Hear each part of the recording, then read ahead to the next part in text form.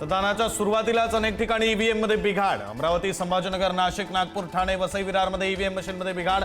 Machine बंद असल्याने मतदारांची केंद्राबाहेर गर्दी।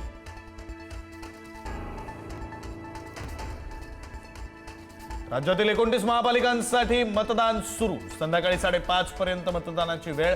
15,908 उमेदवारांचं भवितव्य मतपेटीत बंद होणार। उद्या निकाल लागणार।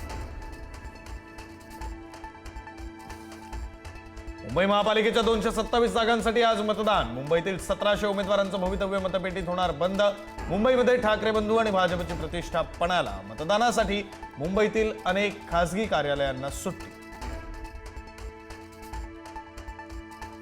ठाणे महापालिकेच्या 131 जागांसाठी आज मतदान। उपमुख्यमंत्री एकनाथ शिंदेंची प्रतिष्ठा पणाला, तर नवी मुंबईमध्ये मंत्री गणेश नाईक यांची प्रतिष्ठा पणाला। नागपुरात सरसंघचालक मोहन भागवत यांनी बजावला मतदानाचा हक्क, तर मुंबईमध्ये मंत्री आशिष शेलारांनी केलं मतदान।